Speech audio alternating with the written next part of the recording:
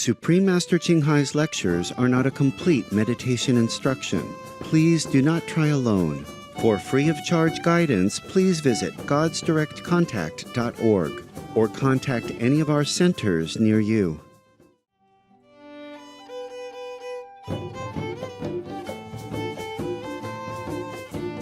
El episodio de hoy será presentado con subtítulos en árabe, aulacense, también conocido como vietnamita, búlgaro, chino, checo, holandés, inglés, francés, alemán, hindi, húngaro, indonesio, italiano, japonés, coreano, malayo, mongol, persa, polaco, portugués, punjabi, rumano, español y tailandés.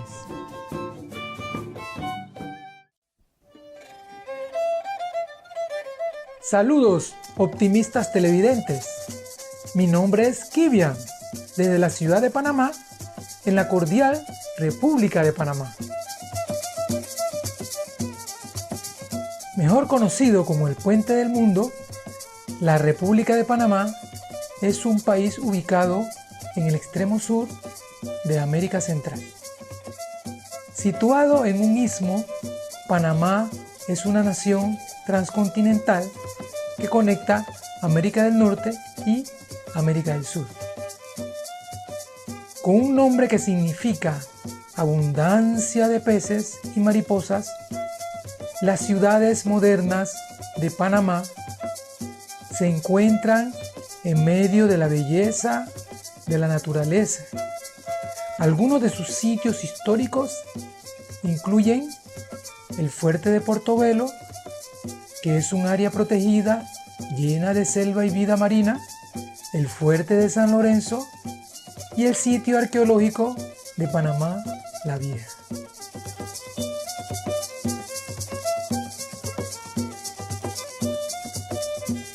Es un placer compartir la belleza de Panamá con ustedes. Nuestra gente les desea que todos sus nobles sueños se hagan realidad y que sus días sean colmados con bendición e inspiración divina. Hoy compartimos con ustedes la primera parte del programa titulado La maestra cuenta chistes e historias budistas, los 5 preceptos y las 5 mejores formas de caridad. Más idiomas están disponibles en línea. Para su idioma específico, por favor visite www.suprememastertv.com/subtitles.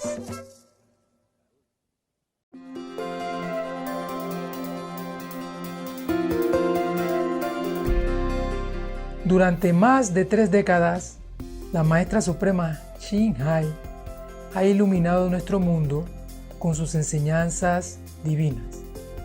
Una maestra totalmente iluminada. Imparte el método Kuan Yin de meditación a aquellos que desean descubrir inmediatamente la naturaleza de Dios interna y alcanzar en una vida la liberación eterna del ciclo de la transmigración. El método Kuan Yin ha sido practicado por todos los maestros iluminados, tales como Buda, Jesucristo, el profeta Mahoma, la paz sea con él, y Gurú Nanak. Ella enfatiza que si siempre recordamos a Dios, ofrecemos servicio desinteresado a otros y seguimos las leyes del universo, alcanzaremos nuestro potencial más elevado como humanos y comprenderemos verdaderamente nuestro propósito en la tierra. La Maestra Suprema Ching Hai es un extraordinario ejemplo viviente de compasión, enviando frecuentemente asistencia material y financiera, además de amor a los refugiados, a los desamparados, a las víctimas de desastres naturales y a otros que necesitan ayuda.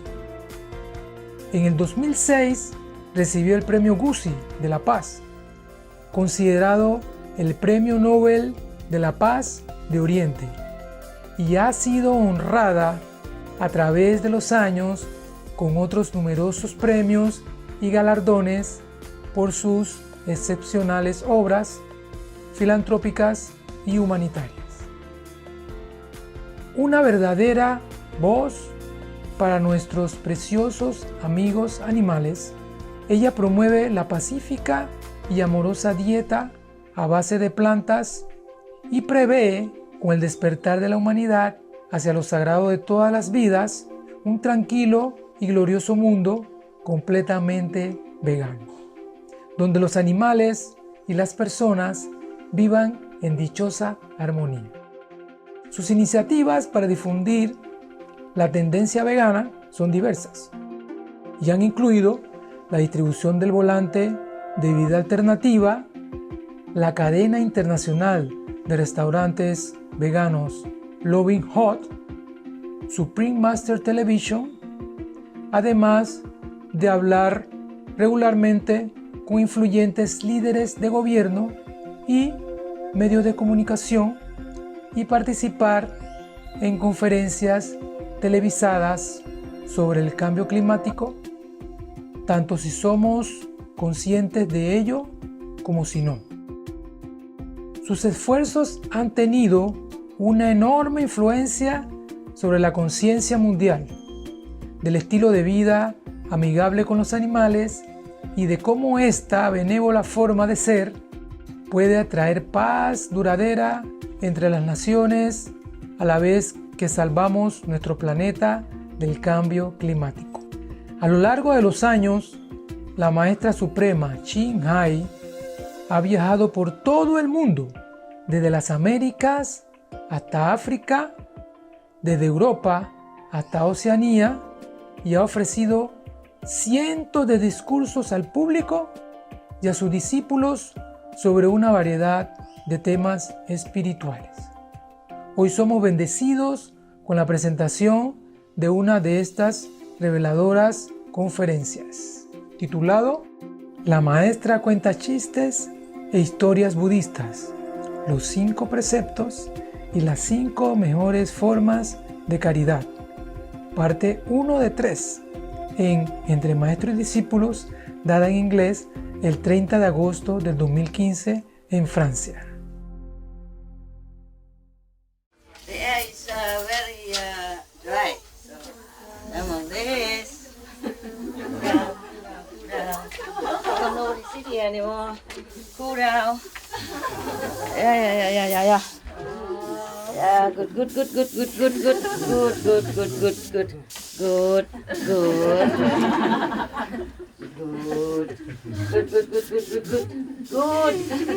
you. No wonder. You sit here today. You don't have to use this. You can use this a spray bottle, you know? That people sell them, small one, put in pocket sometime in the car. Yeah. Feel good, huh? Feel good.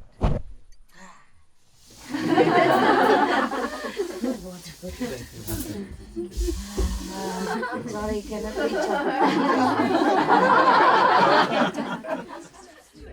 This retreat is specialized, specially dedicated to working team. Okay, the working team that's either permanent or often come to SMC to work, or the people who come for 3 months straight and keep working until now. Do you understand? Everybody else is just by the way. We're just merciful, generous. You let them come with. Understand? Just because if I let them in SMC, you are all here, nobody cook for them. You understand? So I have to let them in. It's okay. You stay there, everybody's good. Just a few more person don't make much difference, right? Yeah, it's good now. Okay, now we go into our business. To entertain you. So, okay, I forgot something else I have to say before I forgot again. The you have enough anti-rat device put in the kitchen already, right? All over, huh? Around. Okay. Normally, one machine like that, you plug it in. It's forever. Yeah. And then normally one machine is enough for 120 square meters. Yes. Just because that's the open area. Open area is about 4 meters square only, effective. Therefore, I tell them to buy a lot. Don't try to steal some and take to Taiwan a souvenir or anything because it's master stuff. Okay, leave it there. I know it is a lot, but it's necessary over there because it's an empty space. If it's in the house here, you plug one, enough for this room, more than enough. One is enough for the whole area here and here there. But to be sure, put two, or three, it doesn't matter. But outside, it's effective only a few square meters, so I have to put a lot. Okay? 听懂吗？ OK， 这样子蚊子不会进来叮你们的屁股。I was speaking in Chinese. Then why is she translating?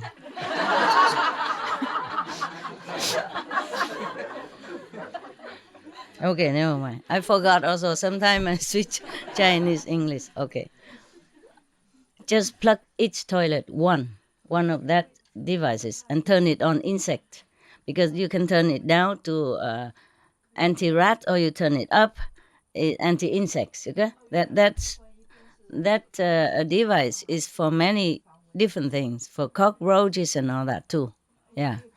So we put it in the toilet so that the mosquito don't come in. Okay? Yeah. They love you very much. They love your skin. Yeah? Okay. And they bring all the straw hives and come and suck it out. Wow. Like a cocktail. Vegan cocktail. Vegetable and fruit mix, Oh.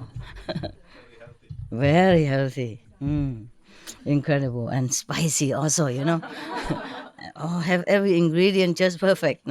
Yeah. But I told Sabi to tell you guys to put a couple of soy sauce bottle in case somebody likes a little bit more salty, okay? Of course, the less salt, the better for you. But what's the use if you cannot eat and how healthy can it be? You cannot eat because it don't taste, and then you die. Sooner or later we die, but I don't want you to die because of food. Understand? And then you come back, when you die, you desire the soy so much, you come back and turn into the mosquito and then go hang around the soy bottle. Yeah? Soy sauce with low sodium, master. Yeah. Buy that. Okay? Low sodium, low salt. I think they won't die so easily, but just in case, When you're hungry, everything tastes good, huh? Actually, yeah. But just in case, we already spoiling you so much. A little bit more spoil. Don't hurt anybody. Okay, voila. Hey? No, it's the other way. It's very convenient. Have a cup with it, Okay, this is good. Okay, very good. Today người nào làm cả muối à? Ngon ha. Ngon, ok. Ăn mấy cái đó nó có gì đó? Xào phăn trong英文, Vietnamese, I don't know. Xào phăn. Ăn ngon cơm á? Nó ăn ngon miệng đúng rồi. Okay. Very good. I share also, huh? I share with the nuns. They love your food. I think they love your food more than I love. The way they eat it, Oh, love. My dog also, if something edible for dog, I give him also. He likes, yeah. But don't matter. If somebody go there and eat with me, he will come and eat his food. Whatever food, he just eat. Today again. Yeah. The two nuns come and eat with me the spring roll, and he saw and he waiting. I don't give nothing, so he go and dig in his.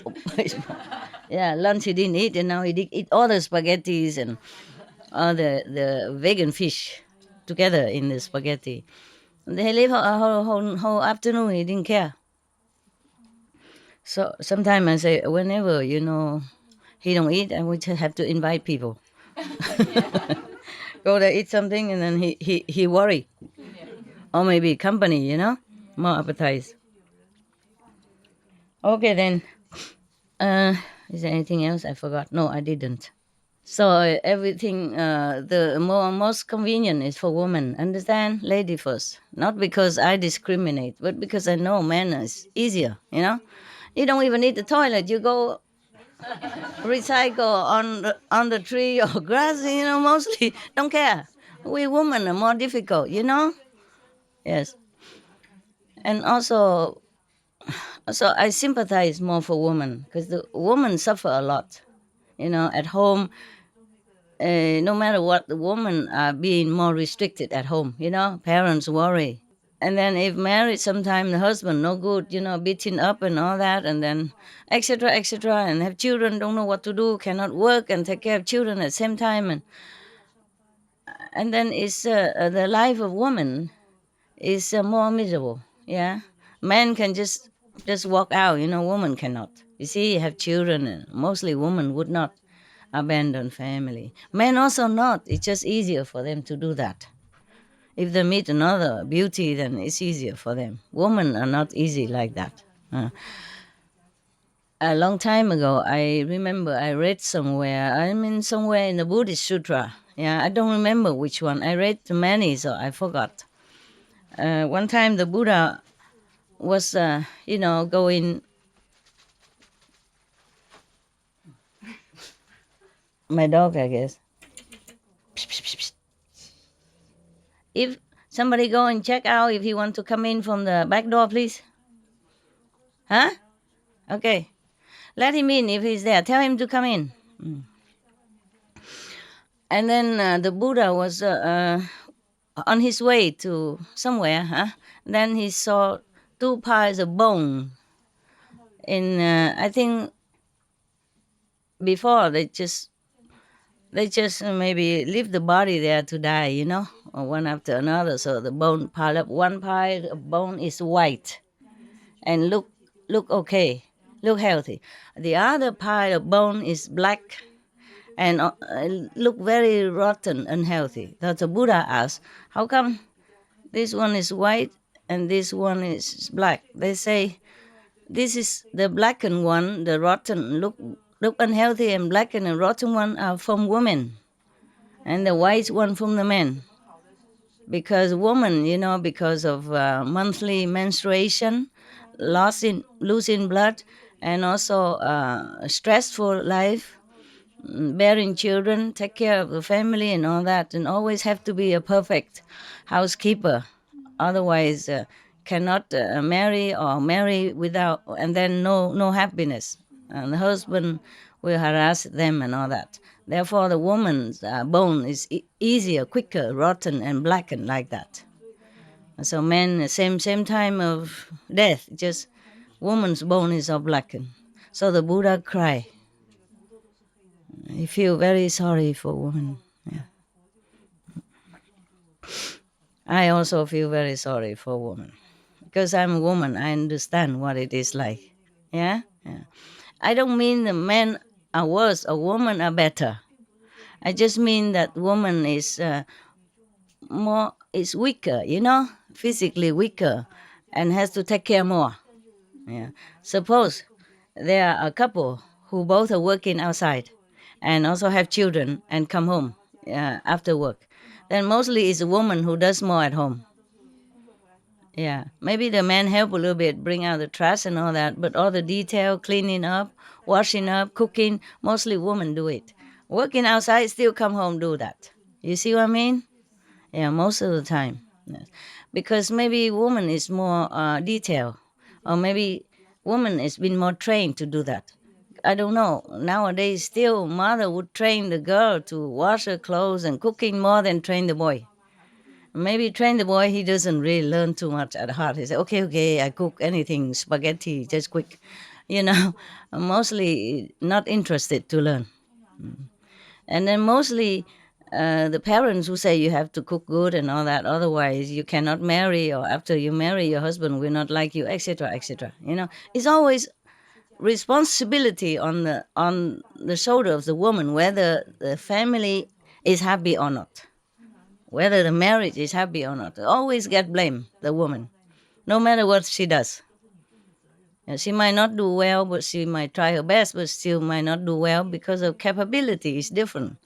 And then always blame on woman. So that's why if I treat women better, please, the men don't get jealous. All right? Yeah, yeah. No, because I feel for them. Understand? Yeah. There are many ways the woman has less convenience than men. For example, if they stay here but they have like a monthly problem, and it's not all that convenient like men. Okay, man body is healthy anyway. Every month a woman lose some blood and she's very tired in these 3-4 days, very tired. But actually at that time meditate is the best. If you're very quiet, very very very how you say, elevated feeling. Yes, yes, because the mind is, it's also, mm, the women are losing blood but also losing these negative things coming out. So at that time when she sit, it's very easy to calm down, to go into samadhi and just feel very elated feeling. Even don't go to samadhi feeling very elated. Is that correct? You have experiences? Yeah, yeah, okay. So there are good points and bad points, just physically speaking. The woman has less convenience than men. That's all, okay, huh? But that doesn't mean there's less advantage for spiritual practice. We make use of that, okay? Yeah. And that day when you can rest more and you feel body tired, don't want to do much work, then just leave all the work. Do it next time, next day, next few days. It won't hurt if you can. Yeah, of course. Therefore, even the toilet, I give them the best one. Okay, very good. I think you can vote for me. President of the group. Any more question about that? No? It's more convenient now? Yeah, more convenient. So you can stay as long as you want, no problem. No problem. Yeah. And you can wash your clothes even. Oh. Feel different, right? You have all new clothes today? Newly washed? No? No? You didn't send out to wash? Okay, okay. You just vote somebody who know how to drive car, and just one time go out and show them where it is. Sao Bi or somebody who knows the way. Sao Cậu. They call him a cậu, huh? Sounds like this small dog, little dog. Okay, so he can show you where it is, yeah, and then you can take turn. Yeah, the one who drive well can take turn. Like today, she went out to wash for men and women, both, one bag for men, one bag for women. Or tomorrow the men go out wash, both men and women. If you don't like him washing your clothes, then the woman has to go out. Understand? Yeah. I think they get used to it already. At home they wash their wife stuff anyway, so looks similar, if you want. If not, the woman can go out. Woman wash for men is no problem. Men wash for women. Sometimes you feel maybe shy or something. Understand? Yeah, it's up to you. You guys arrange it, nah? And did you wash today? Some of the clothes? Yesterday. Wow, immediately. You didn't take your time, huh? And it's good? Good system? Okay. Yeah. Just a few coins, very cheap. Yeah. Save energy also, huh? And it's quicker. Here, everybody has to wait for the bucket. Water is more troublesome, nah? Why not? Okay? Live like student time, carefree. Yeah. Yeah, that's it. I think then we'll be okay. Wow, very good. Very organized. I like this talk very much. There is one here. Yeah. It's from Golda Meir. Golda Meir. Maya or Meir, I don't know. Golda Meir, I guess. The prime minister of Israel a long time ago. 1898 and 1978. The older elderly Israeli woman, prime minister, she said like this: "Don't be so humble. You are not that great." I like it very much. Everybody's trying to be humble. What for anyway? Who are you? You know? Yeah. Who are you to feel like humble? Of course you are humble. You are nobody. Don't have to try. Yes. So like similar to another joke, that in a church, maybe a Jewish church or Christian church. I don't care. I don't remember. Yeah, there were two priests. One is like a cardinal, and one is almost like cardinal, something like that. A high rank in the church, and they were sit there and talking together about how great Jesus was and how much he sacrificed and how powerful he was, trying to save every disciple and anyone who called his name. So after saying that, we say, "Oh, we're truly nothing. We are really nothing. We are nobody. We are nothing." So they both kneel down and beating their chest up and say, "Oh Lord, oh Lord, please have mercy on us. We are really nothing. We are nobody. We are nothing. We are nobody. We are nothing. We are nobody." And the cleaner of the church, the janitor, mopping the floor nearby, he hear that. Both of them saying they're nothing, they're nobody. So he also kneeled down, saying, "Lord, I'm nobody, I'm nothing, I'm nobody." Just a cleaner, understand? They're cardinals, so they say they're nobody, so maybe they are humble. But you're just a cleaner. You also, "I'm nobody, I'm nothing." And it's not to end yet. And the two cardinals look at the cleaner, look down upon him, say, look at him. Who is he to say he's nobody?" How humble, The two cardinals really humble. So much of equality in front of the eyes of the Lord.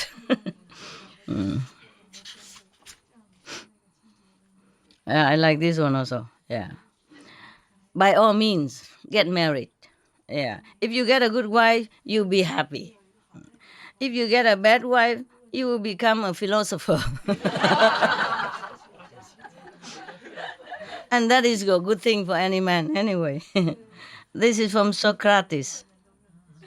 Yeah, 399 before Christ. Yeah. Yeah, if you have a bad wife, you just always have to comfort yourself with something. Never mind, she just have a bad day. Women are weaker part of human, so we have to, let it be and protect. And that is a kind of philosophical talk. I'm not afraid of my wife. I just respect her to protect her feminine, protect the weaker sex, the opposite sex. Then that is a philosophical talk. So it's very good, no? If you get a bad wife, you become a philosopher. So it's all good. Either way is good.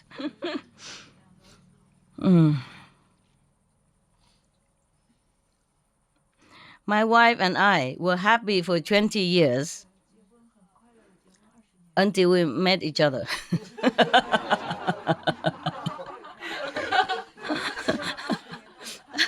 Until we're married. So meaning before that they were not married. It's so cute. Yeah. And on one of the toilet, people have written something like "Make love, not war." It's very fashionable. A couple of decades ago, "Make love, not war." And somebody else right underneath say, "Get married and do both."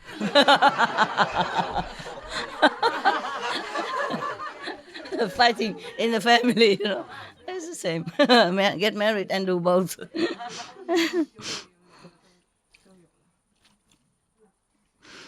This is also very funny, In the beginning, God created earth and rested.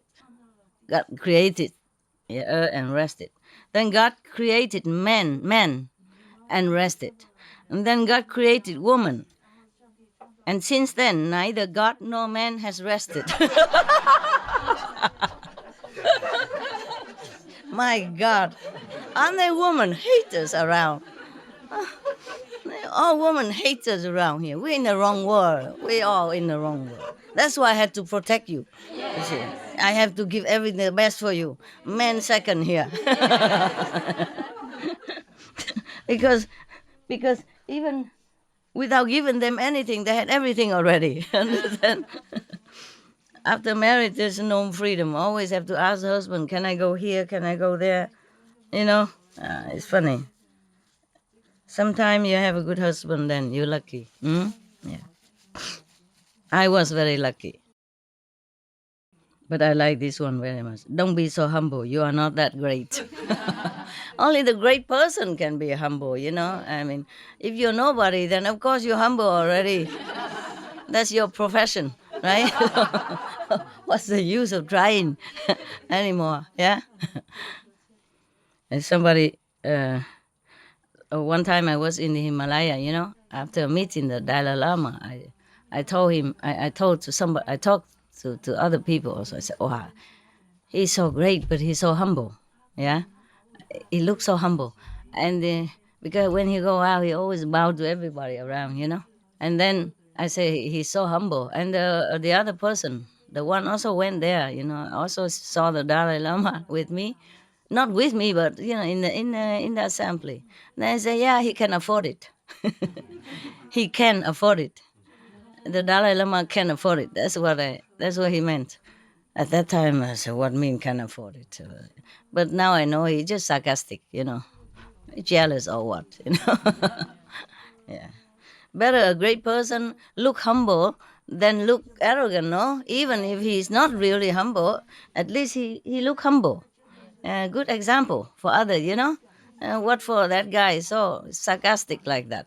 Yeah, he can afford it. Oh, man, you know. That was one I think was American, a man. Oh, man to man also. Okay.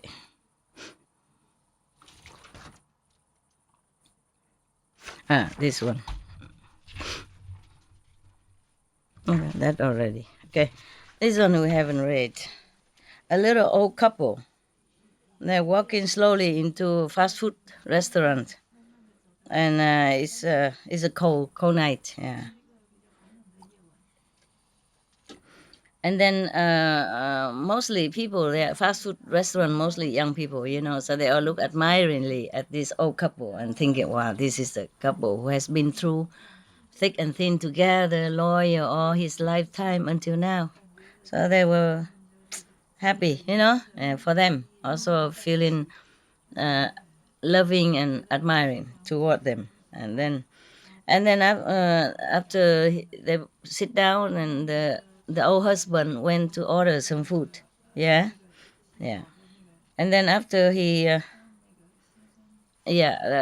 ordered one, like one vegan burger, one vegan fries, and one vegan salad. And then he brought it back to where his wife was sitting. And then he opened all of them, and he shared half of the vegan burger, put it on the side of his wife, and then he count the French fry, 50-50, put a half onto his wife, and then he count the salad morsel, half, put to his wife, and then he began, and then also. But the Coca-Cola, one cola, for example, one drink, and then he began to eat his food, and then drink, and his wife just sat there not eating, but now and then she drink a sip of the drink from one cup, yeah. And then all the whole assembly there, you know, whole customers, you know, mostly younger people or middle age, you know, they feel very sorry. They thought probably the old couple, you know, budget is very tight, so they have to eat only half, you know, or like that. So one of the young hero type, you know, come up and say, sir and lady, please let me buy you another portion. Yes.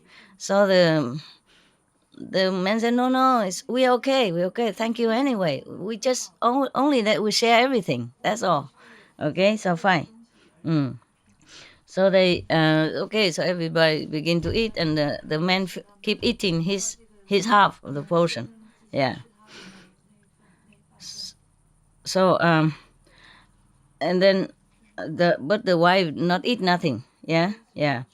And then so the young man also came over again and very politely begged her to let him allow him to buy her something to eat, because he probably thinking she's waiting for the man to eat also her portion, so don't dare to eat yet. So she said, no, we okay, yeah, we're used to sharing everything together, no problem. Okay.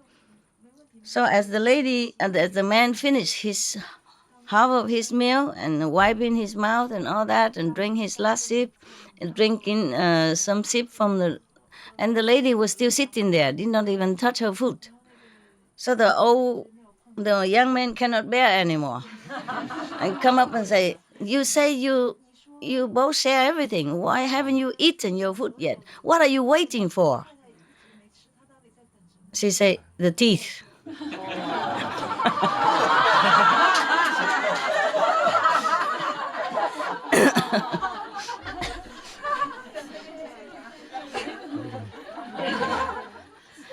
Anh giả kiểu mình hả?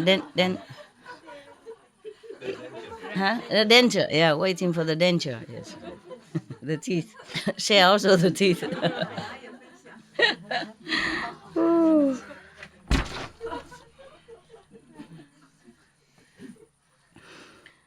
One person complained, two men sitting together, and one is complaining about his headache. Yeah. Since yesterday, he say he has headache, and the medicine doesn't help too much. So the second man said to him, you should do what I do.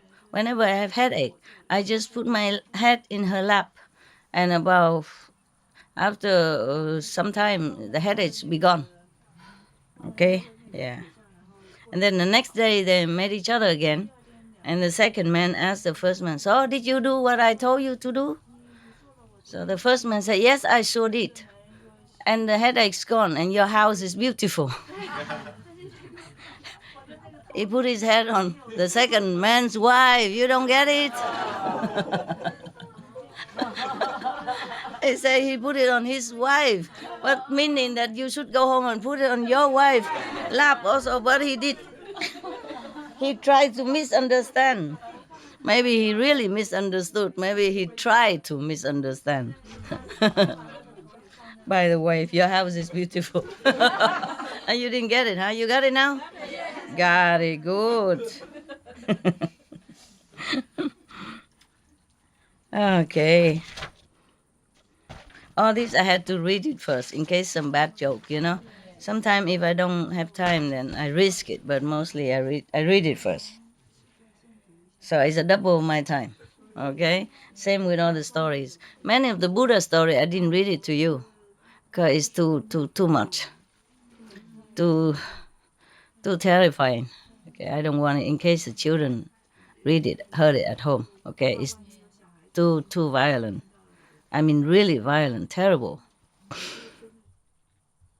Concerning animals as well, the way they do it, and I did it, so I don't want to. So many of the way they describe how the animals suffer and all that, I also cut it, you see? I just said it quickly. Yeah.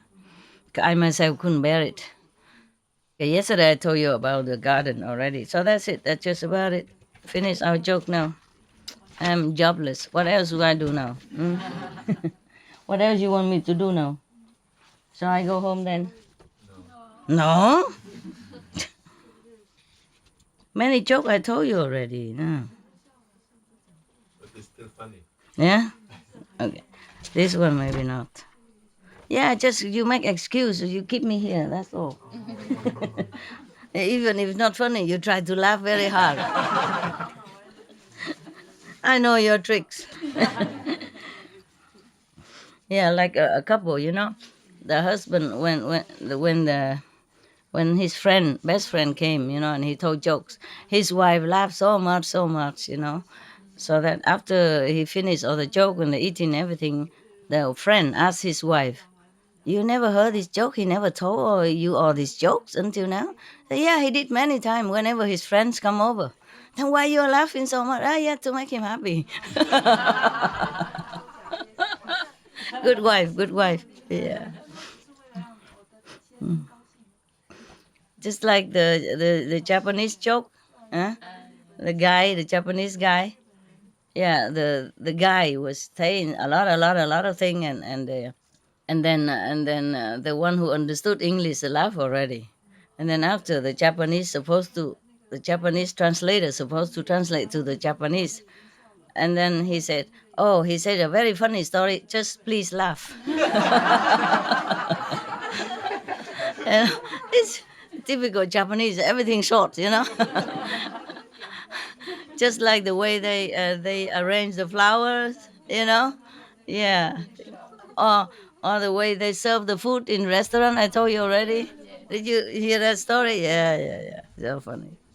Big bowl, very little bit in the bottom. First class and second class menu different even. The first class, having the fruit peel and chop into pieces and arrange it beautifully. The second class menu, you just give a knife and an orange. Do it yourself. It's so funny. We all laugh so much in that restaurant. Vegetarian restaurant. It was cute, yeah. But mostly it's vegan because Japanese they don't eat cheese and all that much. I don't see anything cheesy, I think, on the menus. In fact, I didn't know the word vegan exists. I thought it's vegetarian. That's ultimate already. Yeah, because uh, except having a milk bottle for the babies, our family never have any cheese or anything like that. Yeah. Okay, this is a joke. Probably it's not so good, but maybe you will like it. Marriage is a relationship in which one person is always right. The other person is the husband. The wrong the wrong one. They have sing against women, huh? Yeah. Yeah. My husband never complained about me. He always say good thing about me. Like how good I can go around with the money. Like I cook very ecologically, and I cook very tastefully, and even I left already, he still boasts to the neighbors. This is how my wife cooks. So he cooked for everybody, and he said this is how she used to cook like this. Yeah, the recipe I left behind. Many years later, still cook for the neighbor and they boasted my wife cook very good like this. So I don't cook as good, but you know what I mean? Yeah, he has never criticized me in any way at all. I'm always the best. I was. This is about mother-in-law. The wife said to the husband, "Honey, can my mother come down for the weekend?" So the husband say, "Why?" And she say, "Well, she has been up on the roof for 2 weeks already." Why is that? Come down mean just go visit, come visit, But in this way, it's a play with words. Come down from the roof. Probably she's been, I don't know, eavesdropping or something. I don't know what. Or maybe the wife wanted the mother-in-law came, but don't dare tell the husband, so hiding her up there. Hiding her up there. This one is also husband and wife again. This is anti-woman again. Okay, be prepared. Honey, the husband said to his wife, I invited a friend home for supper today. What? The wife said. What? Are you crazy? The house is a mess, and I have not been shopping. All the dishes are dirty, and I don't feel like cooking a proper meal now. So the husband said, I know all that. Then why did you invite your friend for supper? The husband said, that is the reason why I invited him for supper, because this one is so stupid. He's thinking of getting married.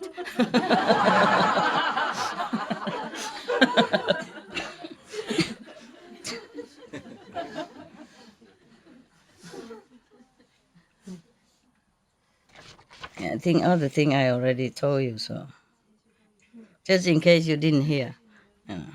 So this is a anti-man for a change.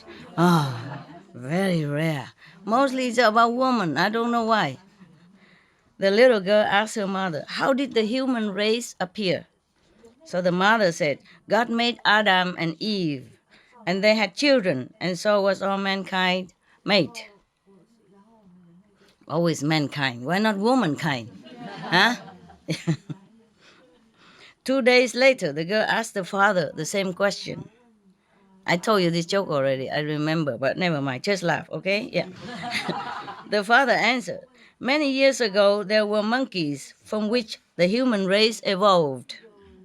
The confused girl returned to her mother and said, "Mom, how is it possible that you told me the human race was created by God, and Dad say they were developed from monkeys? So which one of you are correct?" So the mother said, "Well, we both correct. Yes, because it's simple. I told you about my side of family, and your dad told you about his side of family."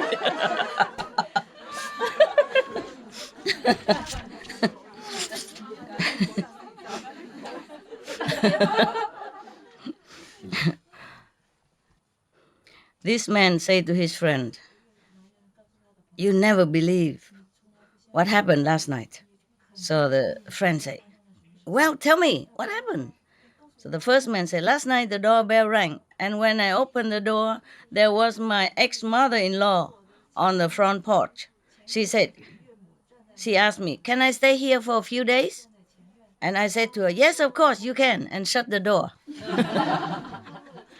Stay here, outside. Okay.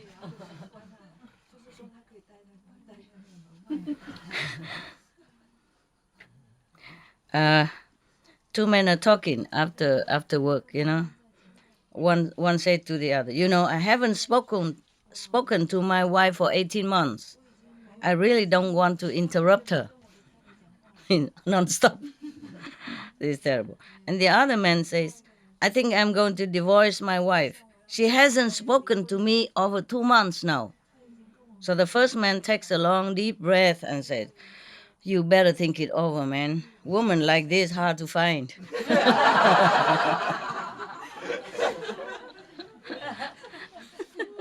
Oh, terrible. I don't want to read the joke about how bad women are anymore. They are not fair to us. I think I told you this story already, but just in case I didn't, yeah. Get ready to laugh, otherwise you kicked out. A man and his wife were having some problems at home and were giving each other the silent treatments, don't talk to each other. Well, I don't know how they do that. Yeah? Normally they say women talk too much, and here they say they don't talk to each other. Oh, yeah. But one day the man realized that he has to wake up 5 o'clock next morning. So he would need his wife to wake him up, because normally other things don't work, he don't hear the alarm, he don't, or he just shut it off and continue to sleep again. Mostly if another person wake you up, it's easier, just shake you and may wake you up. Okay. But he doesn't want to be the first one who talk. You know what I mean? Because if you don't talk, I don't talk. So both of them are waiting. Who is the first one who lost? You see, so he doesn't want to be the first one who break the ice. So he wrote a piece of paper, saying, "Put it on the fridge. Please wake me up tomorrow at 5 o'clock." Yeah, and then he put it on the fridge where he knows his wife will see it. Next morning, the man woke up all by himself and realized that it's already 9 a.m. and he has missed his flight and his important appointment. And then he was about to go and see why his wife has not waked him up. And then he noticed a piece of paper next to his pillow saying, "It's 5 o'clock, wake up."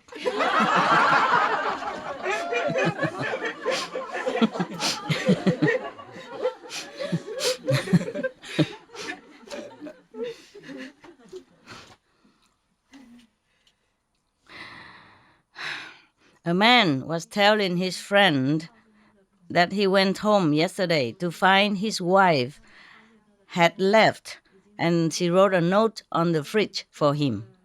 She taped a note on the fridge for him, saying like this: "It's not working." Boing, boing, boing. Exclamation. "I can't take it anymore. Comma. So I have gone to stay at my mom's house. Okay. So the man said to his friend, "I opened the fridge. The light came on and the beer was still cold. What is she talking about?"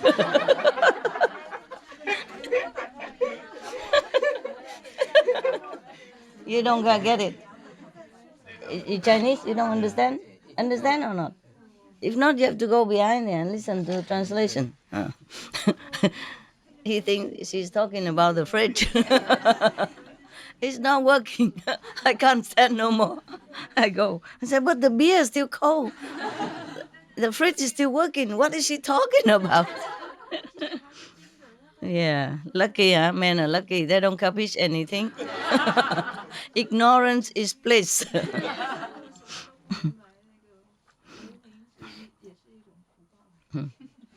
Why are married women heavier than single women? Who knows? Okay, I read it. Single woman come home, see what's in the fridge, and go to bed. Married woman come home, see what's in bed, and go to the fridge. One anti-man, just one out of the thousands. Yeah, I think all the jokes are written by men. Yeah. Rules for men to follow if they want a happy life. This for men only. I think I told you already, but just in case somebody didn't hear, so just laugh in any case, okay? Yeah. Number one, there are 5 rules for men to follow. If you want to be happy, listen carefully. Number one, it's important to have a woman who helps at home, cooks from time to time, cleans up, and has a job, by herself. Yeah. Number two, it's important to have a woman who can make you laugh. Yeah. Number three, it's important to have a woman who you can trust and doesn't lie to you. Number four, it's important to have a woman who is affectionate and likes to be with you. Number five, and finally, it's very, very, very, very, very important that these 4 women do not know each other. Otherwise, otherwise you are dead man.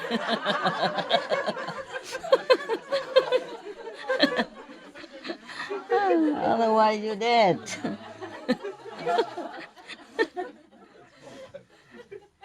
Very important.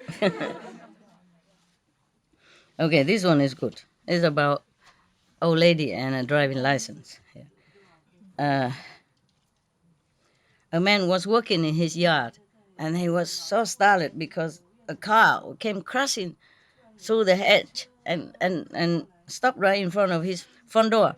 He rushed, and helped the old lady come inside to his house and sit down and all that. And then after asking if she's okay and that, and she said, "But lady, you seem to be too old to drive, no?" Yeah? He said, "Yes, I am. I'm very proud of that. I am 97 next month, and I'm now old enough that I don't need a driver's license anymore."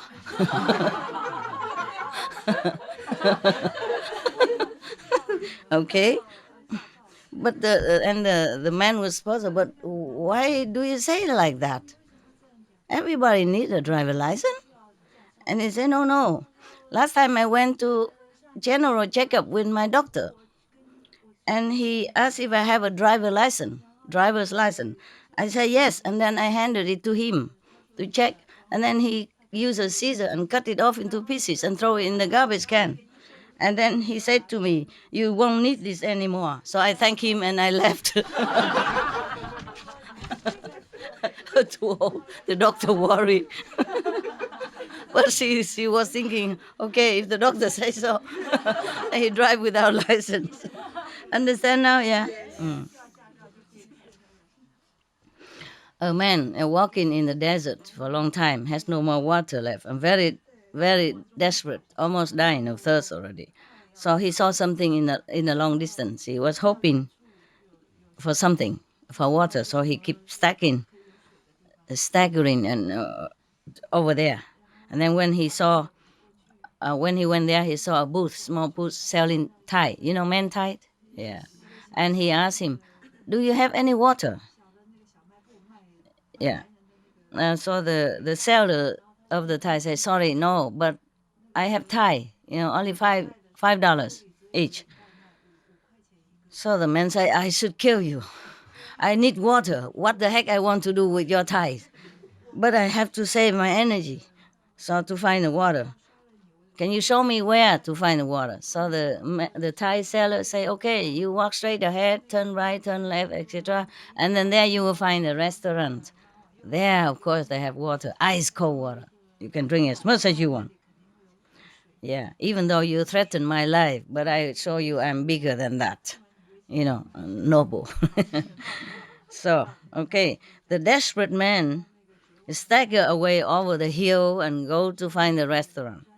Several hours later, he crawled back, almost dead. And the old man said, "Did you find the restaurant? You didn't? You didn't have water?" So the man said, "Yes, but they won't let me in without a tie."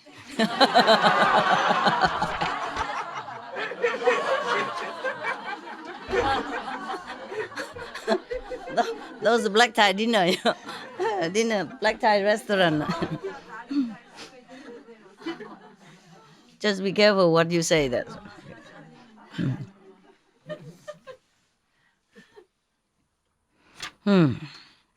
Read your story, yeah? Or you are sleepy already? No. Not boring, no? No. Cha cha cha. I hope you've been meditating today, right? Have you? Yes. Yeah? Sometimes, yeah? And then you hear, "Oh, okay, master is coming," or something.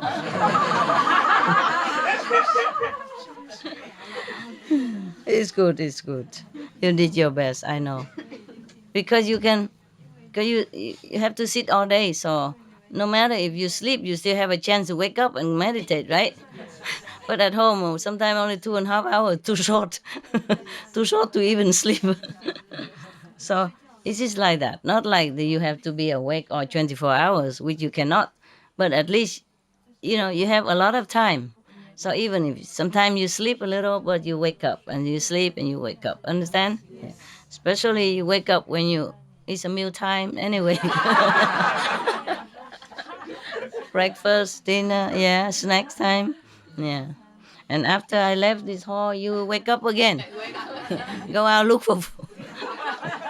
Leftover food. By the way, what did you eat today? Good? What? Huh? Pasta morning and rice. I know rice. So what? Food. Curry? Curry fried rice. Oh, delicious. If I know, I would have come.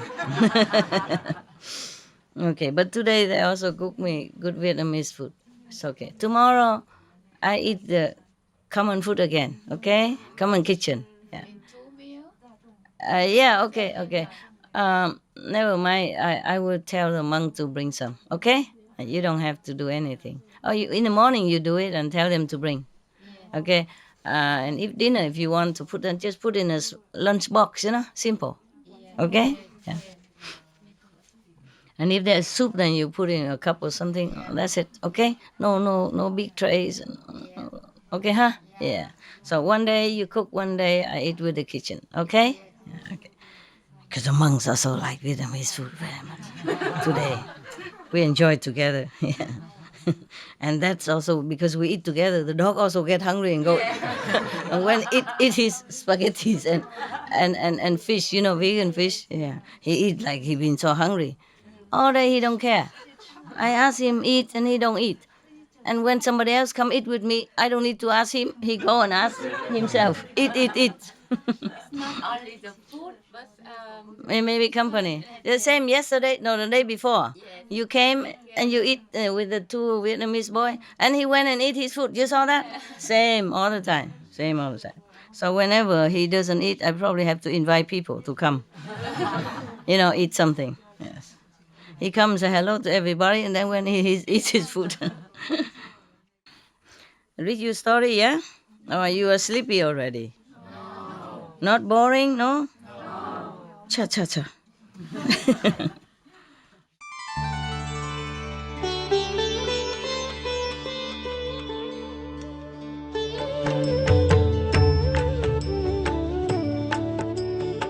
According to Buddhism and the believer and tradition, when you read sutra and all that, you have to put on incense, flower, and bow to the sutra first and thank all the Buddhas and Bodhisattva in 10 directions, all respectfully, before you read it. Okay? And then you cover the sutra also with silk or, beautiful cloth. And I just make it more popular. Yeah, more easy, simple. And I apologize to all the Buddha. I say if I done something wrong, according to the tradition, my heart is full of respect. It's just that I cannot always do that. So please, all the sin, whatever I've done wrong, is all on me. At least other people, they hear the names of the Buddha, according to the sutta, they will get benefit. Yes. At that time, the Buddha was preaching about the benefit of the 5 precepts for the whole great assembly. Probably he was giving initiation, and then doing that. So he said about the 5 precepts, and the benefit of keeping it. Number 1, do not kill. Do not harm other people or not harm other beings. If you keep it, then you will have the benefit of having a long life and healthy life. Yes. And number 2, do not steal. Do not take things that is not given to you. If you keep this precept, then you will have the merit of being born rich, and noble. And then nobody ever steal your things. Yes. Number 3, do not commit illicit sex. If you keep it, then heaven and earth will respect you very much, and your body will be beautiful. You'll be born beautiful. Of course, right now, if you are not beautiful already, then you keep this precept. Next life, if you keep these 5 precepts, next life you will be born as human again, with all this, but not having to be born in hell or vicious animals or suffering any kind. Understand? Yeah. Keeping the 5 precepts, you will not go to heaven. You will it's just a 5 precept alone, and you will not go to heaven, or lower heaven. But at least you will be born a human, okay, healthy, rich, and have no problem. Healthy and having power, position, whatever. Yeah, okay. And number 4, do not tell lie, but tell the truth. If you keep it, that you will have the merit of a lot of respect from everybody on the planet, everyone you met, and whatever you say, people would believe you. Number 5, do not take intoxicants like alcohol and drug and all that. If you keep this precept, the merit you get is intelligence. Yes. Okay. So every cause have a consequence. Yeah. So he was preaching about the 5 precepts. Why you have to keep it? Probably initiation. Must have to keep the 5 precepts. And the Buddha always prays 5 kind of charity, 5 kinds of offering. Yes. Which gives the offerer immense merit, life after life, not just one life. Okay. What is the 5? Number one, the first one is if you make offering or charity to someone who came from far away. Oh, the person who came from far away means he is really in need. Yeah, even if he has money, he will not know where to buy food yet. He don't know where the restaurant is. He doesn't know where to get the water, etc. So if you make offering to these people or give something, necessity to these people from far away, stranger to your village, that's number one. Like good merit, immense merit. That's the topmost. Some five of one of the five topmost. Yeah, and then number two, if you give offering to the person to people who are going away, going far away. Yeah, making lunchbox or dry food for the road. Yeah, because if the person going away is just as vulnerable as the person who came from far away. He will not know where to stay on the road. If you give him like blanket, some dry food, something for the road, then would be very meritorious. Of course, nah? This is really needy. Yeah. Not just the poor people only, yeah? But whoever really needs it, yes. One time I gave some charity, and some like $200,000 to some of the house burning in some area. So, and that area is not very poor area. So some of the Vietnamese people, not the initiate Vietnamese people who came to the LA center asked me, why you don't give money to the poor? You give money to those rich people. I said their house is burned. Even if maybe they don't have anything, it's even worse than the poor. Because the poor people, they're more used to it, how to survive, and they used to it having less. But the rich people will be really vulnerable when the house is burned down and they have nothing in their hand. Yeah, and their children will be thirsty just the same as the poor people. In emergency, I help only emergency. I don't help the poor or I don't help the rich. I help people who need. Yeah, so that's what it is. Okay, yeah. At that time, could be that they don't need, but we just bring in case anybody need can use. You see, yeah, because when the house burnt, all they can do is just run out. Maybe they don't have time to take their wallet, their credit card, nothing. Understand? Yes. And it until next day until they can visit their bank. And then they have to prove their identity first, which is all burnt. You see what I mean? Until all this sort out, they need help. Yeah, it's just for emergency. I'm not staying there and giving them money every day or mineral water all day. No, it's not. Just when they really most need it. And then they will help themselves afterward when they are less confused and settle down and oriented themselves what to do, where to go. Yeah, okay, that's it. So number three, that if you offer for the sick people, make offering to the sick people. Yes, because sick people maybe they're so helpless, even if they're rich people, but they don't always, some people cannot help themselves when they're sick.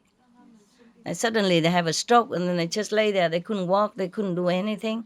And if you at that time know it and bring their water, bring what they need to them to their bed, or visit them in the hospital, because even if they're rich, but doesn't mean they have family, doesn't mean people like or visit them. So if you visit them, you help them when they're incapable, that is good. That's number three. Number four, of course, you give food to the hungry. And the person just now hungry and you give food to him. That is good. That's excellent. And number five is the best. Is giving the truth teaching to people who would want it. Yes. Not just anyone, of course, yeah? People who want it. So he said, these 5 ways of offering, if you know it and you do it immediately whenever the need arises, then now in this lifetime you will have merit also. Obviously, don't even need to wait until the next life to see the merit that comes to you. Understand? Even in this lifetime. I don't know how about you, but I have a lot of merit from that. Now that the Buddha said that, not because, not because I want to do it for merit. It just somehow it returned manifold, you know. Yeah, I do it because it's the right thing to do, not because of merit. But now the Buddha saying here is very meritorious. Yes, I can say that I lack nothing. I never short of anything. Yes. Even if I don't have, sometime if I don't have a driver next to me, or just even if I couldn't park the car, somebody would come along and park the car for me. If I don't know where the ticket counter, somebody would come and tell me, here, I will show you. I walk with you. Yeah, thing like that, you know.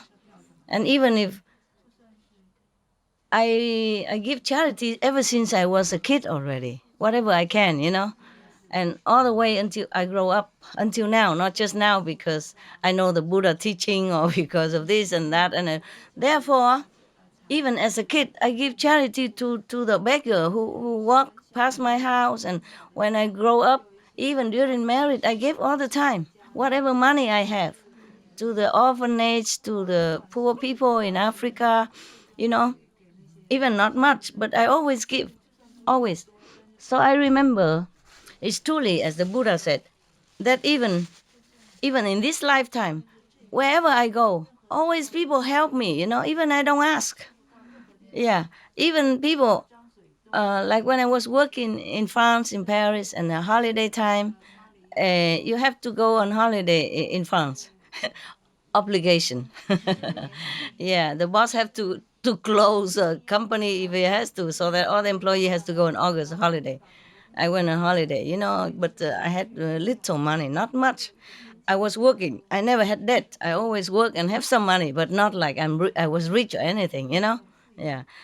And then I was on the train, you know, and then just a lady from nowhere, she just sit next to me and she started talking to me. She's Italian, and she invited me to her house and give me a beautiful room in front of swimming pool, and every day cook for me. I did not do anything to her. Yeah, she say, like she asked, you know, why you come to Italy? I said, oh, I have never been in Italy. I like to see and all that. You know, oh, come to my house, you know, and then you will know Italian people more firsthand, you know. So give me everyday true Italian food. I never ate any Italian food as good as that. Younger, you know, less money, tastes so good. And then every day when I swim and then go eat breakfast and lunch and dinner. Then her husband uh, drove the horse carriage, the carriage horse with two horse, and take me around the town in the horse carriage, beautiful horse carriage, yes, and then bring me into their orchard with full of apricot, peaches, apples, cherries, and plums, and oh whatever I want to eat. Oh, I just take it, eat more. You're so skinny, eat. Italian mama. Look at us, you know, you have to eat. We're healthy, healthy and wealthy, you know. Oh my God. And they didn't want to let me go. It's so good like that. So, but I had to go. I said, I'm going to Rome. Yeah, this is one of the stop. Thank you so much. I have to go. And I wanted to pay, but they don't take it. They don't take it. They push it back and back and back. So I said, okay, thank you so much. My Jesus bless you. And then I have to go. Okay, please come back again. You know our address. You know, give the card and give telephone number, everything. Come back again when you pass by. I say, if yes, maybe. And then I left and go to Rome. And then there's a movie star, German movie star. He saw me on the St. Peter Square. Invite me to his house. Oh, stay in one of his room and using his stuff and eat and take me out to restaurant. No, nothing. No, not just like he fancy me or anything like that. Yes, maybe he likes me also, but nothing. Like that. And then I had to go and then I went to another country. After that, I went back. I went to Florence. No, let me think. No. First, Florence is the lady with the orchard. You know, you know. and then the Rome, the movie star. I don't remember his name. Peter something. I just remember Peter, but I forgot the last name. Peter, Peter. He probably gone already. Yeah, old time. Old. I don't know if he's famous or not, but I was young and ignorant. I don't know much about this kind of thing. And then I went to Florence, and then Rome, and then now I go to Venice. Yeah. Venice also meet a guy, a photographer, want to take my photo, and I said I don't have money to pay for this. So no, no, no, you're beautiful. I just want to take your photo. Stay there, stand over there, and sit over there. So I cannot tell you everything. It's too much. Even I told you in India, many people want to take me home to make offering. It's so funny. And want to marry me to her son, remember? Yeah. Yeah, remember I told you? Yeah. And even Dalai Lama was so kind to me. He always gave me medicine whenever he saw me. Even if he was busy, like in America, he saw me in New York. No, not near New York, I don't somewhere near New York. Or New York somewhere. And then he said to me, "Wait here. I'm gonna give you my medicine again." Not just in Himalaya, but in America. He remembered me. He said, "Wait here. I give you medicine.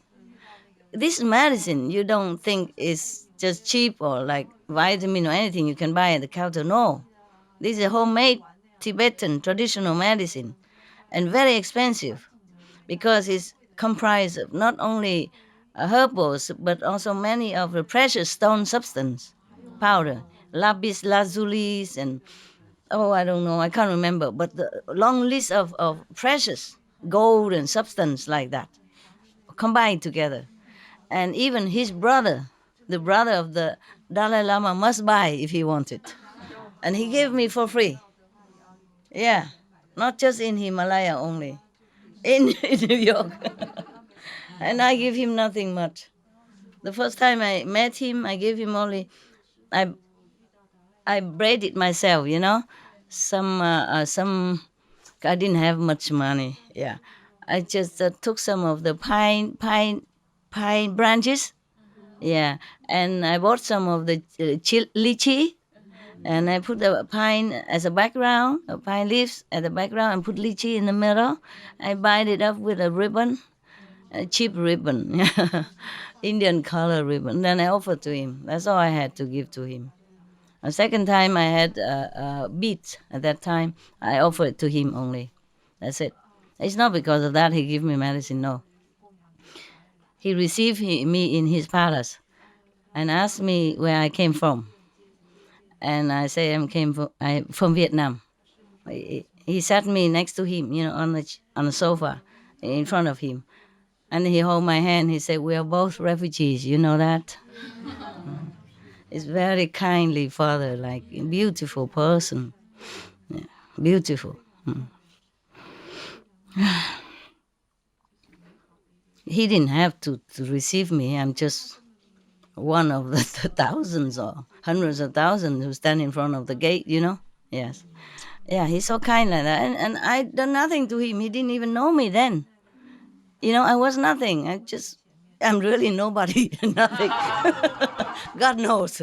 I just walk around, meditate, and one day I stand in front of the gate and I just happened to see his brother. I didn't even know that his brother. I said, "Oh, I didn't know the Dalai Lama live here.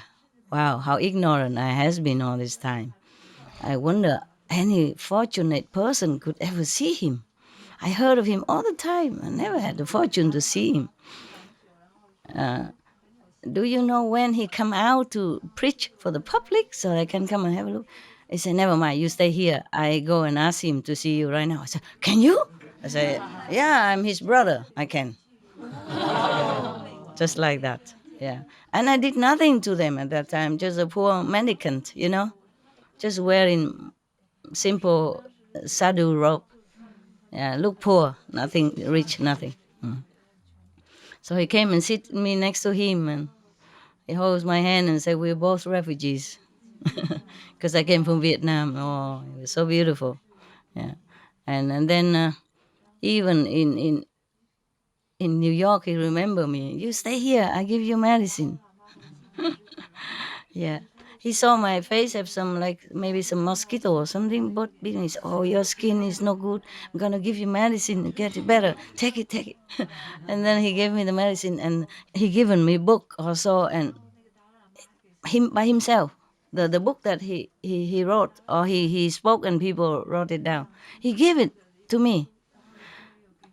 And then all the Tibetan around there, after they know it, they say, "Oh, we could never have this." Yeah. I give to you personally. You're such a lucky woman. The normal Tibetan, they keep telling me. I think I have it somewhere I don't remember where anymore. I had it with me, but then I keep traveling around and I don't know where I put it anymore. Probably in one of the temple or somewhere. And then, what else? Yeah. Yeah, and then I went to another place, Kashmir, where the beautiful lake and the path in the middle, and one of the poor Muslim family, not too poor but not too rich. He has a boat, and he come and take my luggage and everything. Want to invite me to his house. I said, no, no, I pay if you, because he work for his family, you see. So I say I have to pay. Yeah, but I don't have much money, so I cannot stay inside the boat. So you let me stay outside the boat. I pay less, but I pay. Yeah, 5 rupees per day. That's not even, I don't know, about 70 rupees for a dollar, something like that. So it's not even 10 cents or something. Yeah. And then even that included food. Just a fried rice with nothing. Because first he put fried rice, then put egg. I said, no, no, please, I don't eat egg. So he took it away, just fried rice. And sprinkle some of the green cabbage, whatever. That's it. Yeah. But treat me so nicely. Yeah. All the Japanese and all the Chinese, they have money. They stay inside the boat. They make the boat into like a hotel, different rooms. Yeah, they stay inside. I stay outside of the end of the boat, the pointed end. Yeah, outside there's nothing. He says it's very cold out there and dew. And I say no problem. I'm used to it. So I just put up an umbrella and then I lay underneath to cover my face area. Yeah, and I'm warm inside. And the feet don't care. Yes. But even then, not because of money. The whole family was so kind and respectful. Yeah, as if I something holy person or something. Like that kind of treatment. Yeah. Oh, and then many story. Yeah, many story. So like stranger want to have initiation for me when I was a nobody really. Truly, yeah. And treat me so nicely. Second time meet him, brought me immediately to his house, tell his wife to cook for me, and invite all the neighbors, come, my great guru, my big guru, big guru. So big, big guru and everybody. Oh, so fun. Yes. So many, so many. And even Chinese monks are very nice to me. Taiwanese, oh, they stack money in my pocket. I say, no, no, I don't take it. And he stack it and then he run. Yeah, raw money put in my pocket of my robe, put in my bag and then run away. Like that. Or invite me to their temples and stay as long as I want. No problem. Everywhere like that. In Taiwan. At that time, when I wasn't famous, after I've been famous, it's completely different. No, after I have disciples, become completely different. I don't know why. I'm still the same person, but even if I go alone by myself, then I still have good treatment all the time, everywhere, Europe, America, everywhere. Anyway, it doesn't matter. This is like that. It's not like if you want to do good thing, people will praise you and say, "Oh, virtuous lady," "công tờ ưu liang," like immeasurable merit, one of the five, one of the five charity deed, give it to the hungry, give it to the person came from far away. The Vietnamese came from far away, right? Yeah. So one of the five, they would say, "Oh, one of the five charitable, you merit immensely." You have immense merit. It's not like that. No, in this world, to do charity is not that easy. I give what I had, according to the time. Maybe too little, or I don't know. But little, 200,000 can help a lot of people, Yeah, in a refugee camp in some third country, they can live for maybe at least some weeks, no? Huh? Some years. A refugee camp, It cannot be useless, a few $100,000. No, huh? Even little, but everybody little. Just help what I can, huh? I don't know why I tell you all this. What was it before? Hmm? Huh? 5 points, 5 ways of the best 5 ways of offering. Yeah, the best of the 5 is spreading the Dharma. Tell the teaching to the persons who needs it, who wants it. Yeah. Yeah. Okay. Oh, because of that, I told you that just for your example, that for my own example, I know that happened. I know that really works because of all that I did since I was a child until now. And that's why I have never lacked anything. Even when I was a young and poor student, still people take me in their house and give me food and drink and treat me so kindly. Understand? I was really nobody. I wasn't humble. I just really was. I really was nobody. I was nobody. My Lord, I was really nobody. I didn't even know that I was nobody. I was nobody to know even I was nobody. Understand? Never come to my mind. I just been treated kindly wherever I went, if I'm alone. And then if I'm with somebody else, it depends on my luck. If that person, if that person is bringing me luck, or at least don't take away my luck, or at least don't have such a heavy karma that it will shade over all my luck for temporary. You know what I mean? Yeah. Then some people do bring you luck. Some people take your luck. Some people cause trouble. It's true. You have to share half of the karma, whoever next to you. So it is truly, if you do charity work, truly it comes back to you. Look at me every day. Look at my stomach. Yeah? Now look at that, the size of it. From here to here, there is no curve at all anymore. Maybe I give too much food to people. And now every day come here, they just cook. I didn't even know they're cooking. I didn't even know they were there until later on. I keep eating a lot. And I say, who is cooking every day? So much food. And I cannot resist. That's a problem. The food was right there. It is too good, And many years I don't have Vietnamese food. Not such a good family kind of cooking, you know what I mean? This kind of food you cannot find in restaurants. It's just rural kind of cooking, family cooking, understand? Some of it you have in restaurants, like pho, okay, everybody knows. But many other, you never heard of it. Like today, she makes some kind of salty pickle, fresh pickle aubergine, but the round, round and crispy, very crunchy aubergine. Cà pháo mà nhỏ xíu á, màu trắng. It's a white color and it's round like my thumb, my toes, about that size. And they chop smaller and marinate it in some special kind of homemade sauce. You never find this in restaurant. And most of restaurant people don't even know how to make that. Yeah, they just open and get the recipe from the internet and cook whatever, They don't know this. These are not on recipe. Yeah, I know it because in my house sometimes we made it. Sometimes the cook, in my house, they cook it. Yeah. Before, Yeah. But otherwise, also my mother don't know how to cook that. Yeah. This kind of food is not, I don't think it's for rich people. Cà muối đâu không phải. The pickle fresh, cà pháo tên gì ha? Aubergine, round aubergine, white round aubergine. Eggplant, but round, small, and very crunchy and fresh, And then that kind is mostly for poor people. They eat it.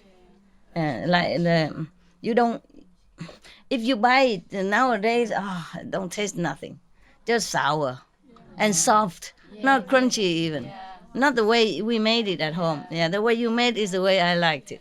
I even, when I was a high school student, I wrote an article about that. Yeah, in our high school newspaper. Yeah. So I know how much I liked it. Yeah. So today, wow, I ate a lot. Yeah, I could not eat more because it's salty, Not too salty, but you can't eat a lot because you have to eat with rice. I really eat the best I can already. But because they are spring roll and everything else, so I can't eat all of that. But otherwise, I would. I left some for you. Did you eat it? No. I give some to the guy. And they don't know nothing. Which guy? Cameraman? They know anything about it? That guy, because he knows how to eat that. And this guy know, huh? I might not. Young people maybe don't know. Yeah. Okay. Only give it to the people who knows. Yeah, that's right. Yeah. Don't give it to people who don't know about it. You know why? There were many reasons. Maybe they don't appreciate it. Yeah. And if they do appreciate, they get addicted, and later they get in trouble. Meditation, keep thinking of pickle eggplant. Understand? Yeah. So better, if they don't know the good thing, better don't let them taste it. It's difficult to cut off, Many years I still like and think of it sometimes, and I wish, just a few days ago, I wish I could have some like that. Yeah. But I don't want to ask you, I don't want to tell you. Because if you don't know, you feel pressure, Master, a simple thing and I cannot make it. Then I don't want to give you such an unpleasant feeling, so I never say anything. And today I saw it, I thought, wow, thank you, God. You can say anything. I don't know, because you came from Vietnam, but in America a long time. I don't know if you know anything like that. I have not roots. Okay, okay. Food for countryside kind. Yeah, but I never know that you know such thing, because not many Vietnamese women know all this kind of very particular food, It's not like a foolish roll, not like spring roll or pho, everybody knows. But I tell you the truth, normally I did not like too much the pho. That maybe there's one guy who famous for cooking pho in LA Center, But when he cooked, I did not feel anything. But your cook pho is so good. Yeah, she cooked very well. You also, yeah. What I mean, and then before you came, she was cooking, and I eat the pho. I said, wow, it's such a beautiful pho. I never thought I would like pho so much. I tell one of the nuns, yeah, they eat with me also, and I gave it to her and said, is it good or it's just me? She said, oh, good, Master. Very, very, very good. First day that you come in SMC Center and I saw you so skinny. Yeah. Really? I said, oh, Master. I was really skinny when I first came. And you come with the umbrella and so separately. Fragile. Separately is German. Yeah, okay. So I think, oh. Fragile, you want to try Kung Fu with me? I'll show you how fragile. Yes, I feel I have to cook for you. And You have to cook me, yeah. no. And I was the only one Vietnamese. Yeah, at that time, huh? Yes, and the next day Early I days, nobody there yet. Yeah. I run in the kitchen and ask, can I cook some Vietnamese dish food for Master? Yeah. Yeah. And what did they say? Yeah, they have to ask. So Ask? They didn't ask me. I don't know, but I have to wait a little bit. Nobody asked me nothing. They just bring the food, and I said, "Wow." The only thing I say is, "Wow." And luckily, I have herb from Germany. Yeah. with me, and, Well, just the kind I like. and I said, oh, master have to love that. Master, lucky, lucky master. Yeah, I was surprised because this kind like rau diếp cá, I don't know how ever find it. I haven't eaten it. I don't know for how many years. I don't remember when. Yeah, but when yes, I can show. it was the best. Yeah, Yeah. you buy me that, Uh-huh, that. No need to say what is it. Okay. because We have there. Wow, I wonderful. just show her that. Yeah, yeah, but she's good. She Yeah, she she's knows very where good, to buy yes, it. Whatever you ask, she buy. Yes. Yeah, not everybody can. Huh? We have them all. Yeah, but not everybody can buy that. Because sometimes you ask somebody else, they say cannot find. Yes. You know, but she can always find everything. Yeah, that's why I tell her to sleep in the sofa right now. She's probably very tired. Yeah. Okay, never mind then. It's okay. Oh, just now nobody hear what she's saying. Can you hear the backyard there? No. Never mind. Nothing. Just good. Just food. The food that you never know anyway, so don't worry about it. And that's why I asked where does you get this kind of rau diếp cá? I even draw a picture that look like a heart shape. I just asked because I was thinking you bought it from Germany. Yeah, I didn't know.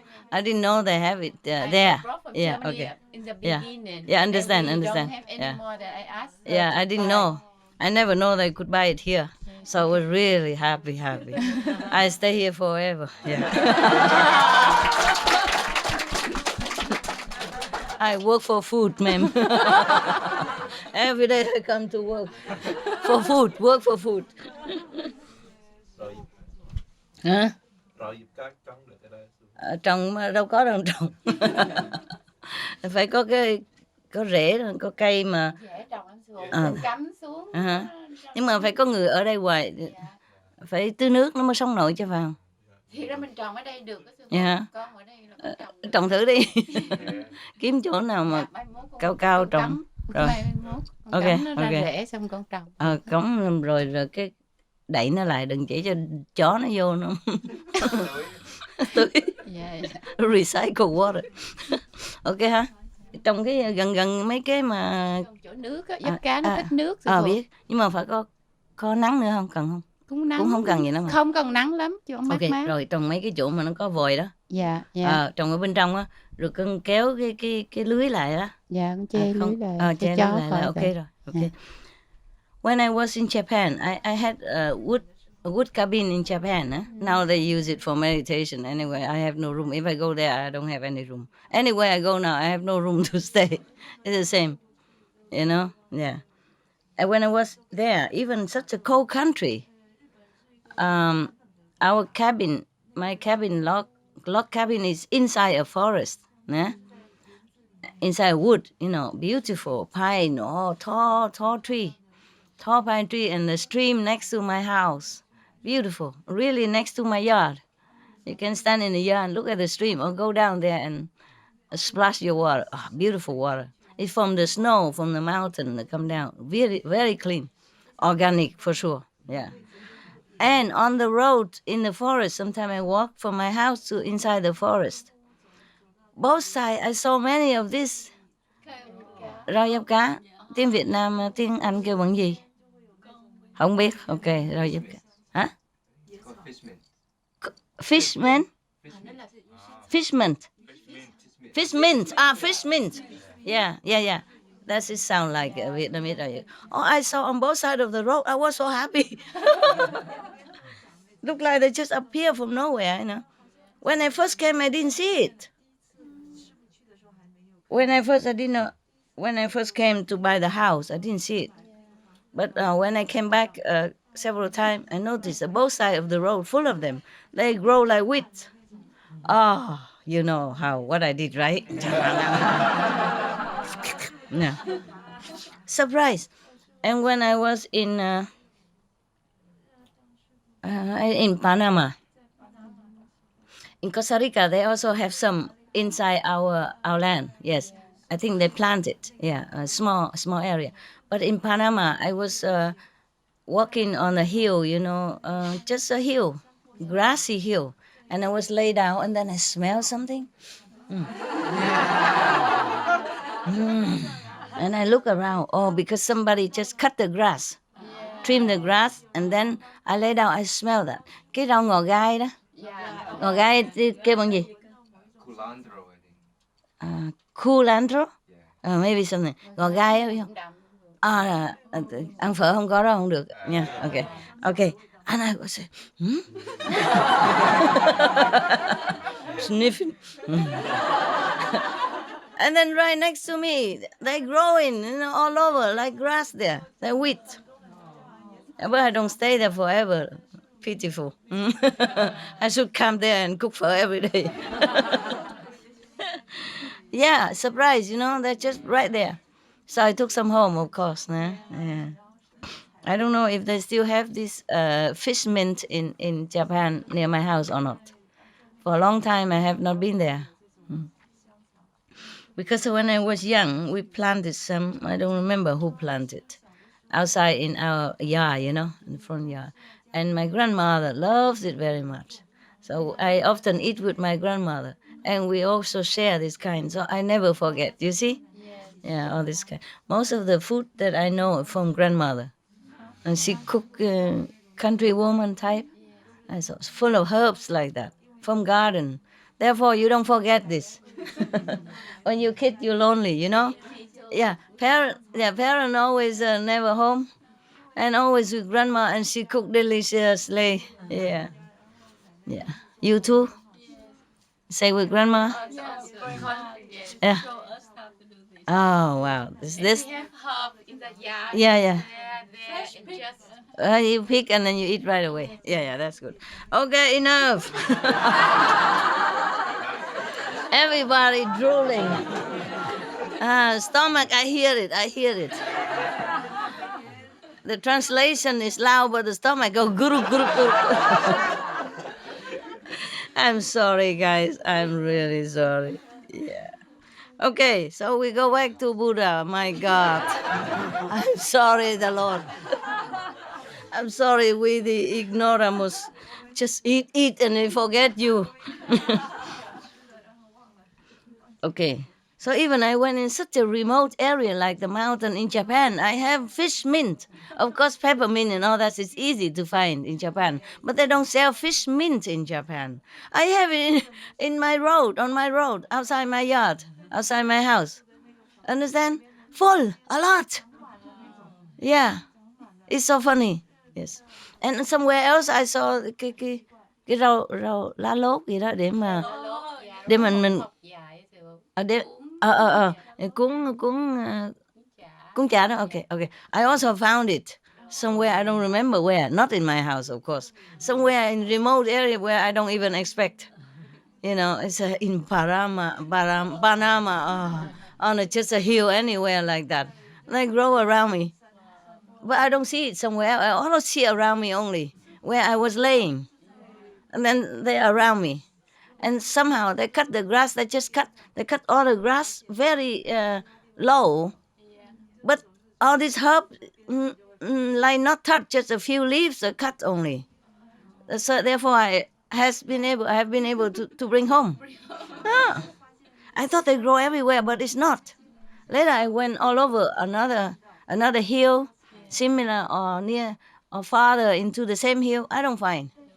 Only where I was laying down. Maybe my nose so good, I know, I know where I should lay down. God wants to give you the herb. Yeah, I think so. He knows. God knows how long I haven't had it. God knows everything. So there is God after all. Takes care of my needs. Yeah. All right. Yeah. 'Cause this is a very rare area, I don't have it. In Japan have fish mint. Imagine that. Okay, so we go back to the five charity, five best offering. Yeah, that give you immense merit, even in this lifetime. Yeah. I don't have to repeat, no? I repeat again. Okay, summary. Number one, giving necessary things to the people who came from far away. Number two, giving necessities for the people who are going far away. Number three, giving to necessity for sick people. Number four, give food to the person who are just very hungry. Yeah. That included these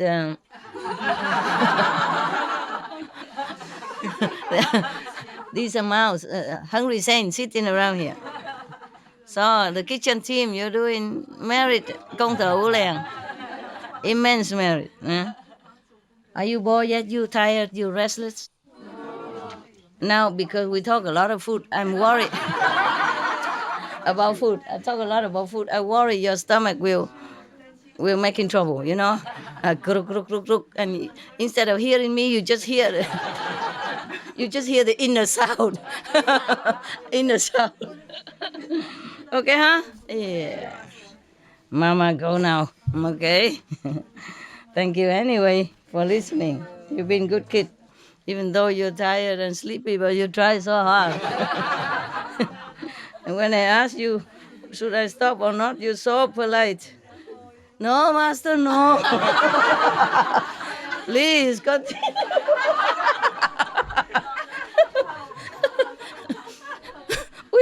We love to.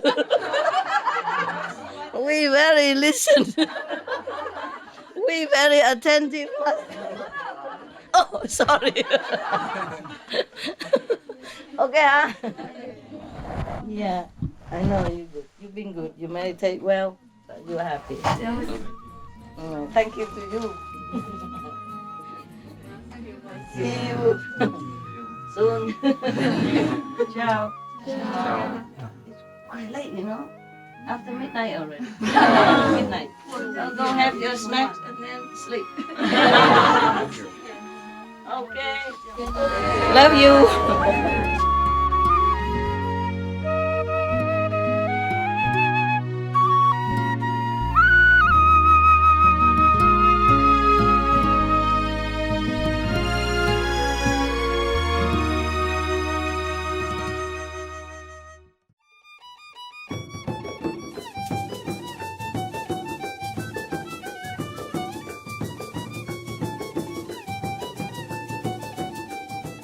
Alegres televidentes, gracias por su compañía para ver el episodio final de La maestra cuenta chistes e historias budistas, los 5 preceptos y las 5 mejores formas de caridad en Entre Maestro y Discípulos. Por favor, sigan sintonizados a Supreme Master Television. A continuación sigue una entrevista con Chamil Aloprado, un practicante sufí y fundador de la Sociedad Vegetariana Musulmana del Reino Unido, parte 2 de 2, en Palabras de Sabiduría. Con gratitud que podamos siempre percibir las inmensas bendiciones que el cielo derrama sobre nosotros. Para más detalles, por favor visiten www.suprememastertv.com/BMD.